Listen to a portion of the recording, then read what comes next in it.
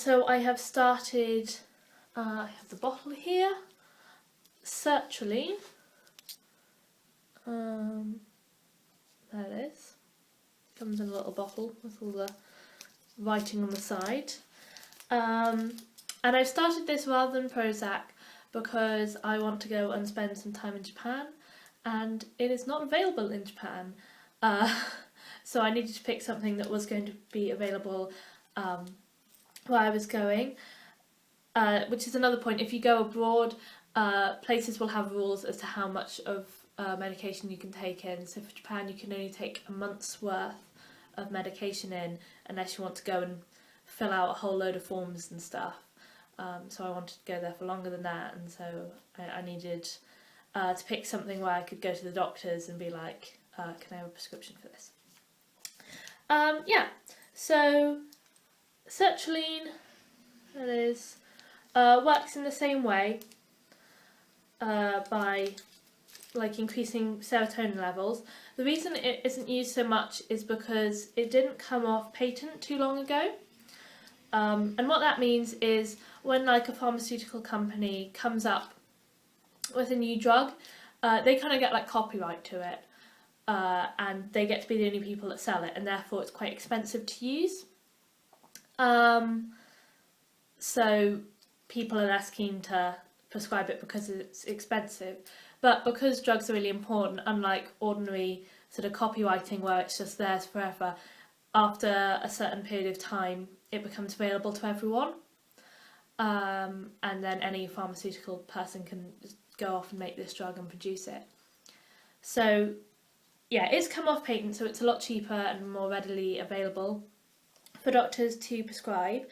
Side effects wise with it, I've really had very little problem with it. I've only been on it a week now, and I've experienced a little bit of dizziness and occasional kind of stomach twinges, but nothing long lasting.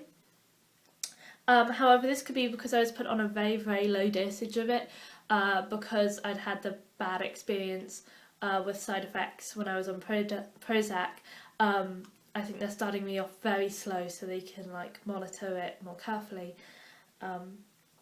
Yeah, it comes in a bottle, which I think is kind of cute.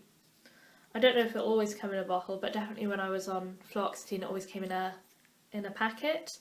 Although the pills for these aren't as exciting, I'm afraid. They're just ordinary little white pills, like anything else, rather than the kind of funky capsules that Prozac was. However, I do find pills just easier to swallow than capsules, which kind of taste nasty. Yeah, so this was the little list of information, and I say little, I don't mean that little, that comes with Sertraline. So it says here on the leaflet that Sertraline can be used to treat depression, prevention or the reoccurrence of it, social anxiety disorder, post-traumatic stress disorder, panic disorders, obsessive compulsive disorder. Yeah, and it goes through don't take this if things like that, how to take it, those sort of things. But also side effects, which are fun to go through. Oh, there's a lot of them. Possible side effects. You can develop skin rashes, blistering, allergic reactions, including itchy skin, breathing problems, wheezing, swollen eyelids or swollen face and lips, confusion, diarrhea, high temperatures and blood pressure, excessive sweating, rapid heartbeat. You develop yellow skin and eyes, which may mean liver damage. You may experience depressive symptoms with an idea of harming or killing yourself. Yeah, this is one of the annoying things about antidepressants, is the possibility of making you depressed again. Restlessness, you're unable to sit or stand. What are you doing then? You could have a seizure. You could have a manic episode. Insomnia, dizziness, sleepiness, headaches. Feeling sick, dry mouth, ejaculation failure. Fatigue, sore throat, anorexia, increased appetite, depression. Feeling strange, nightmares, anxiety. I can't even read that word. Never mind. Nervousness, decreased sexual interest, teeth grinding, numbness, tingling, shaking, muscle tensing, abnormal taste, lack of attention, visual disturbance, ringing in the ears, palpitations, hot flush, yawning, abnormal pains, vomiting. Oh, I can't read that word either. Upset stomach, gas, rashes, increased sweating, muscle pains, sexual dysfunction, erectile dysfunction, chest pain.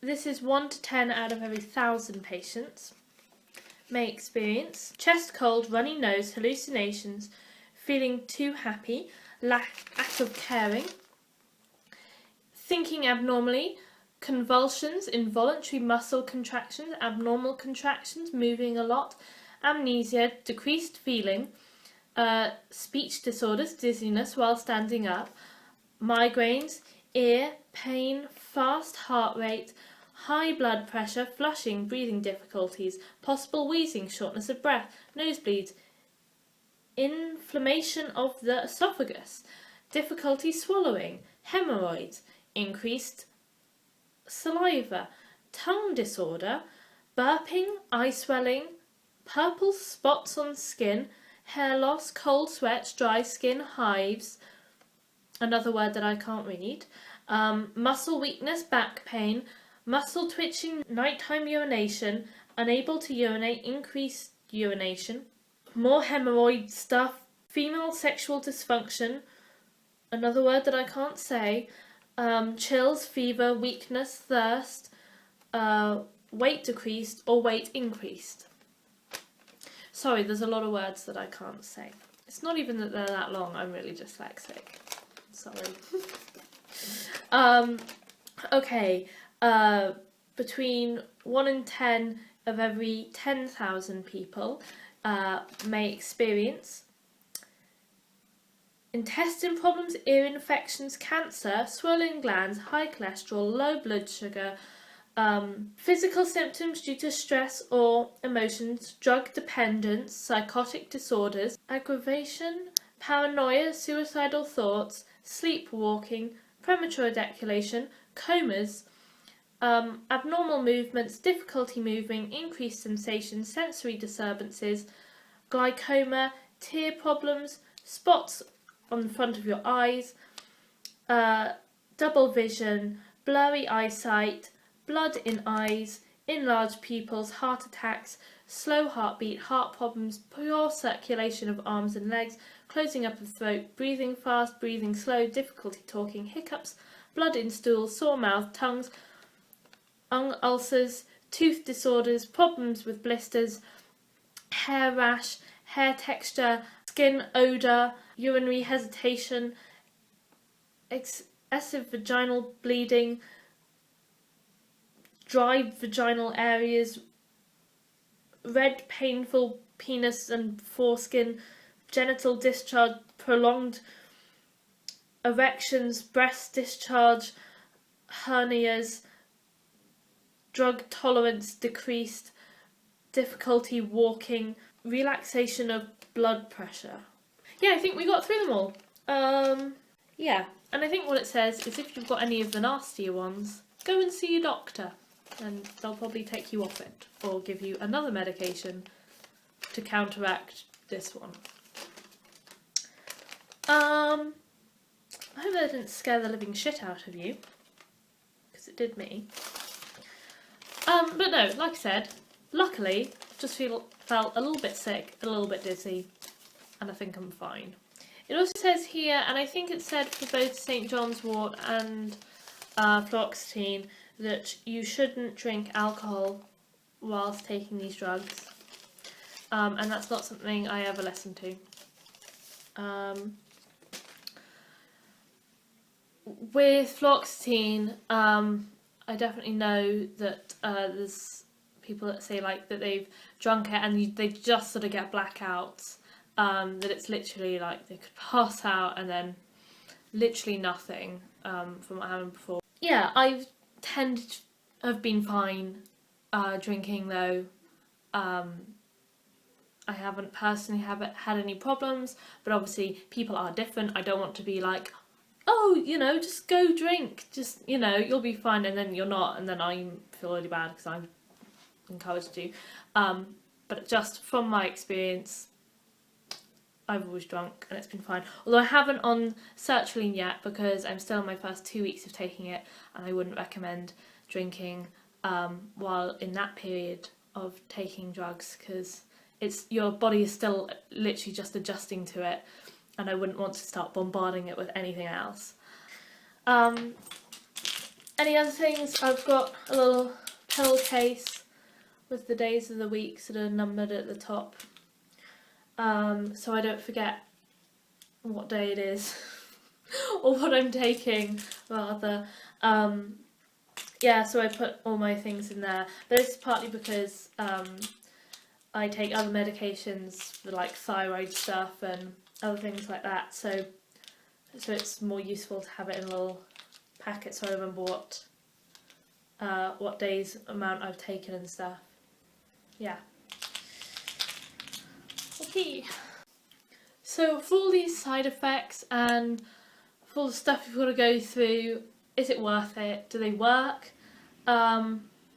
This is something I got asked a lot, like out of all the things, like what actually helped you, what helped you the most? And I was kind of like, how am I meant to answer this question? How am I possibly meant to know when, you know, you've got therapy and medication and like friends and family helping you and like knowing, and there's so many factors. How am I possibly meant to know which one's working and which one isn't? But I think having been on the meds and then having come off them and just seen how suddenly I got worse, I think that shows for me that yeah, they did work. So I definitely would say that they do make me better, and I guess therefore other people as well, it's the same for them, in that there was definite difference between being on them and not being on them, and being on them was just better. So I think it's going to be worth the side effects, and usually your side effects should subside, and it's just getting used to taking the drug, and it's a little bit of a shock to your body, and your body will get used to it.